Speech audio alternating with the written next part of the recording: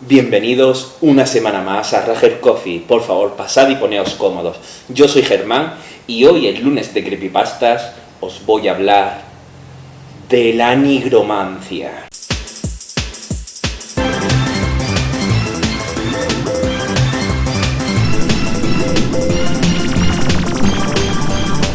Podría dedicar este vídeo a hablar de la nigromancia de otra manera, es decir, contaros, por ejemplo, las leyendas alrededor de la nigromancia, grandes nigromantes de la historia, asesinatos que se creen vinculados por la nigromancia, etc. Pero he decidido darle un enfoque completamente diferente, que es un enfoque hablándoos de qué es la nigromancia actual y cómo se practica. Primero, quiero decir que no hagáis nada de lo que digo en este vídeo. De hecho, recomiendo varios libros, hablo de varios libros, varias cosas. Os recomiendo que ni os los descarguéis ni los busquéis, a no ser que sepáis lo que estáis haciendo. Eso es muy importante. Yo he leído muchísimo sobre la nigromancia, es un tema que me apasiona, la nigromancia, el esoterismo, todo ese tema me apasiona y sé muchísimo. Y si no tenéis la cabeza bien amueblada, os recomiendo por favor que os alejéis. Con esto no estoy diciendo ni que sea verdad ni que deje de serlo, ¿vale? Es una simple recomendación. Pero, para hablar de la nigromancia, tendremos que remontarnos a de dónde viene la nigromancia. La nigromancia no es más que un arte por el cual puedes hablar con los muertos. Esto quizás es el resumen de la palabra y es un resumen muy general, ya que, como veremos más adelante, tiene muchísimos otros significados. ¿Por qué? Porque hablar con los muertos o adivinar el futuro a través de los muertos es una explicación que dieron la gente que no sabía qué era.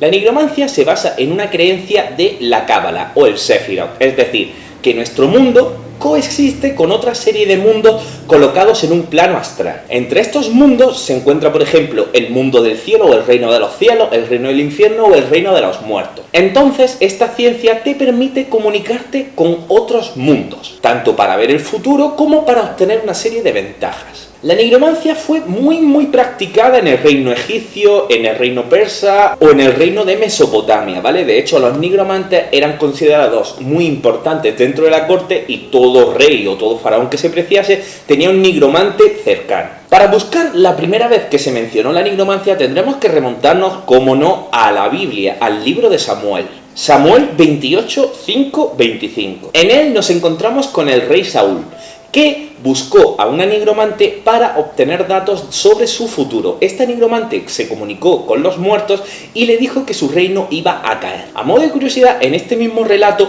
también se creó, aparte de la palabra nigromante, la palabra ventrílocuo, porque esta mujer desarrolló estas dos palabras y a día de hoy las conocemos gracias a este relato. La creencia de la nigromancia tenemos que alejarla muchísimo de otras creencias como pueden ser el satanismo o el paganismo. El satanismo se basa en la creencia de hacer una serie de pactos con el diablo. Los pactos con el diablo pueden tener dos finales. Por un lado, el final en el que tú obtienes lo que quieras y el diablo se queda con tu alma, y por otro lado, el final en el que consigues engañar al diablo. Por ejemplo, está la gran fábula del arquitecto que le pidió al diablo que le construyese un puente. Y el diablo le dijo que el primer alma que pasase por ese puente, él se la quedaría. Claro, el diablo se zafó y de hecho obligó a que el arquitecto fuese el primero que pasase por el puente, ¿vale? De hecho era tradición, pues si acaso el puente se caía, que le echasen la culpa al arquitecto. Pero el arquitecto lo que hizo fue soltar a un gato, y el gato pasó antes que él. Entonces el demonio se tuvo que quedar con el alma del gato y el arquitecto así lo burló. Esto es el satanismo. Pero realmente la nigromancia no tiene nada que ver, porque la nigromancia se basa en la cábala, como he explicado antes. La cábala indica que por encima de todos los mundos, por encima de todos los reinos, está el reino de los cielos. Y justo debajo está el reino de los mortales, o sea, nuestro reino. Y ya por debajo se encuentran los otros reinos, el reino del infierno, el reino de los fantasmas, etc. Con lo cual, los otros reinos tienen menos poder que nosotros. ¿Por qué? Porque nosotros tenemos, entre otras cosas, por ejemplo, la capacidad de libre albedrío, etc. De hecho, se basa en la misma Biblia. ¿Por qué? Porque en la Biblia realmente te presentan al diablo como un ser inferior. Es un ángel que cayeron.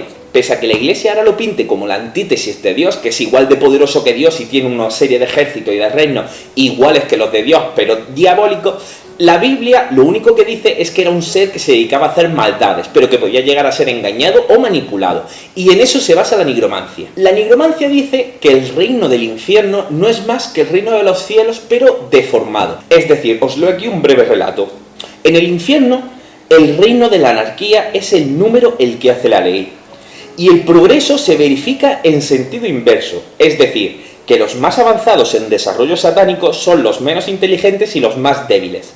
Así, una fatal ley impulsa a los demonios a descender cuando creen que suben. Básicamente, lo que cree la nigromancia es que todos los demonios quieren salir del infierno, y cuanto más intentan salir, más profundo caen, y se aprovecha de eso. La nigromancia cree que todos los reinos desean ascender, desean llegar al reino superior. Por eso, por ejemplo, el reino de la tierra lo que quieren es llegar al cielo. Por eso los curas, por eso hay que hacer cosas buenas, porque son las que te abren la puerta de los cielos. Pues los demonios están intentando lo mismo, y de eso se aprovecha el nigromante. ¿Por qué? Porque la nigromancia actual, recordemos, es un arte por el que tú, en teoría, siendo nigromante, te haces pasar por Dios. Me explico. Tú engañas a los demonios creyendo que van a tener una oportunidad de ascender, y entonces consigues ventaja de ellos, ya que los demonios, o el mismo demonio, al estar alejados de Dios, se sienten tristes y solos. Entremos un poco más en materia una vez que hemos hablado de lo que es la nigromancia actual, ¿vale? La nigromancia puramente, no la nigromancia de las leyendas o de los videojuegos. La nigromancia se basa en el poder de la sangre. Creen que la sangre es lo único que comunica, por así decirlo, todos los niveles, que en todos los niveles todos los seres tienen sangre. Entonces, lo primero que tienes que hacer es transformar tu sangre, es darte poder a la sangre y cambiar tu sangre, por así decirla, para convertirla en lo que en nigromancia se denomina el gran elixir. Y a partir de ahora os voy a hablar de las cosas que recoge el libro Hechicería, Rituales de Nigromancia, ¿vale? Escrito por la hechicera Cagliastra. Es de 2011 y es quizás la última recopilación que tienen todos los fans de la nigromancia o todos los nigromantes, ¿vale? Es un libro que se dedica a recopilar muchísimos datos que se pueden encontrar en libros hebreos del siglo XV o incluso anteriores. Según el libro, sigues una serie de rituales y lo que haces es purificar tu sangre, convertirla en este elixir. Entre otras cosas, tiene, aparte de una serie de rituales, de palabras, etcétera, incluso te piden que hagas los votos de monje, ¿vale? Los votos de sacerdocio para poder purificar tu sangre, y lo más importante es que tienes que consumir una gran cantidad de hierro, tanto inyectado como en pastillas, etcétera. ¿Por qué? Porque la segunda parte más importante que tiene la nigromancia es el magnetismo. Según el arte de la nigromancia, el magnetismo detecta los puntos más débiles entre los distintos mundos. Es decir, allí donde hay gran magnetismo, es mucho más posible comunicarse con otros mundos. Y esto es muy importante. Por ejemplo, te dicen que tienes que consumir muchísimas cosas en hierro, etcétera, para que tu sangre sea más fácil de detectar por los seres de otros mundos, ya que va a ser lo que vas a utilizar, porque vas a engañar a los seres de los otros mundos haciéndote pasar por un ángel o por el mismísimo Dios y escribiendo una serie de cosas para que los demonios lo lean y crean que es una oportunidad de ser perdonados. Digo demonios, como digo también el reino de los muertos, lo que es el purgatorio, ¿vale? La zona del purgatorio está llena de almas que por algún motivo no han podido ascender al reino de los cielos y han bajado un escalón. Por ejemplo, si tienes la sangre ya preparada, puedes enterrarla donde murió alguien que sabía hacer algo. Por ejemplo, un arquitecto o un policía. En teoría tú coges parte de tu sangre y la entierras en su tumba. Y si ese ser está en el purgatorio, la verá y te detectará como un ángel e intentará ayudarte. Dentro de la nigromancia hay como varios escalafones, dependiendo del poder de tu sangre. En un primer lugar, por ejemplo, en este caso, solo conseguirás, por así decirlo, romper la barrera de los mundos de una manera muy sutil. Es decir, conseguirás, por ejemplo, que tu fuerza aumente, si por ejemplo pones la sangre en un policía que era especialmente fuerte, etc. Pero conforme tu sangre es más poderosa, siguiendo otra serie de rituales y haciendo más rituales y más rituales, cada vez tu sangre será más poderosa a la hora de traspasar los mundos. Y entonces podrás llegar incluso a poner sangre y que sea capaz el alma de meterse otra vez dentro de su cuerpo y alzarse. Los típicos zombies, etc. Pero ya hablaremos en otro caso de lo que son los poderes superiores de la magia. Todos los que os voy a mencionar ahora, os voy a poner algunos cuantos ejemplos, son para magos menores, no para magos o nigromantes de nivel superior. Por ejemplo, para adquirir más poder viril y triunfar con las mujeres, que se hace con sangre de tus genitales, súper duro, ¿vale? Y tienes que despellejar a un animal vivo, ¿vale? Lo despellejas y en su misma piel tienes que escribir una serie de rituales. Entonces, ciertos espíritus o ciertos demonios las leerán y te ayudarán. Por ejemplo, poniendo estos mismos símbolos, protegerán tu casa. ¿Por qué? Porque habrá demonios que detectarán ese lugar como sagrado y lo intentarán defender. Y si las pones al revés, será todo lo contrario, ya que los demonios intentarán atacar a ese sitio. O incluso, por ejemplo, te enseñan a hacer lo que se llama la plataforma, ¿vale? Que es, por así decirlo, tu filacteria. Es un lugar en el que tú, a base de una serie de hechizos y a base de una serie de cosas, destrozas la barrera entre los distintos mundos. Entonces es como si fuese tu laboratorio donde puedes hacer muchos más hechizos. Esto es, por así decirlo, la nigromancia nivel 101.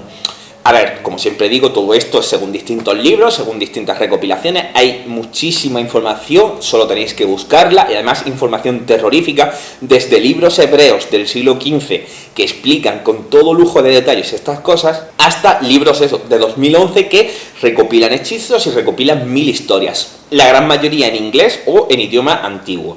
Espero que os haya gustado este capítulo un poco diferente de Creepypasta, ¿vale? Ponedme por aquí abajo si os gusta, si queréis que hable de lo que son la magia, el esoterismo, los niveles superiores. Recordemos que todo esto es el nivel inferior, hay 4 niveles de poder mágico y el nivel superior es terrorífico. Y nada, ya nos vemos mañana con otro vídeo. Un besazo enorme.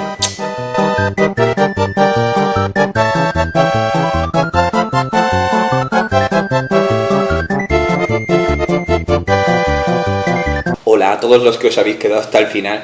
Aprovecho aquí para explicar un poco eso, la gran diferencia de creepypasta, ¿vale? Porque esto es completamente real, estos son libros completamente reales, a ver si me entendéis. Es muy curioso porque hay miles de libros, sobre todo del siglo XV, de la Baja Edad Media, hay muchísima información y muchísimos libros sobre la magia, etcétera, etcétera, etcétera, y prácticamente ninguno ha llegado a nuestros días. Y todo el mundo de la magia es súper interesante. No es un creepypasta puramente, ¿vale? Podría ser más, no sé cómo llamarlo, culturización, pero incluso en el siglo XVIII también hay muchísima información sobre la magia, el esoterismo, etc. Y me resulta muy interesante, pese a que quizás a vosotros no os guste tanto. Bueno, ya veremos a ver cómo responde este vídeo y ya tiraré por un lado o por otro. Este sábado no hubo vídeo, ¿por qué? Porque voy a ver si los sábados dejo vídeo o solo subo vídeo de lunes a viernes, ¿vale? Todavía estoy trabajando en ello, todavía estoy perfilándolo. Pero bueno, ya puedo decir que el canal ya está asentado, ¿vale? Ya está completamente como yo quiero que esté, me gusta el resultado, me gusta la respuesta, entonces en principio voy a seguir así. Muchísimas gracias, por supuesto, y no me canso de decirlo, todos los comentarios y todas las cosas bonitas que me decís. A modo de curiosidad, he perdido 500 seguidores, 506 seguidores, creo recordar, en estas 3 semanas, ¿vale? Que de 87.000 me parece asumible, me parece dentro de mis planes, pero ya está volviendo a subir el número, así que estoy muy contento. Muchísimas gracias otra vez por todas las palabras, ponedme por aquí abajo si os gusta este nuevo enfoque de creepypastas, o quizás haga una sección distinta y dejo los creepypastas como creepypastas, no sé yo cómo enfocarlo, y nada, aquí me despido, un besazo enorme.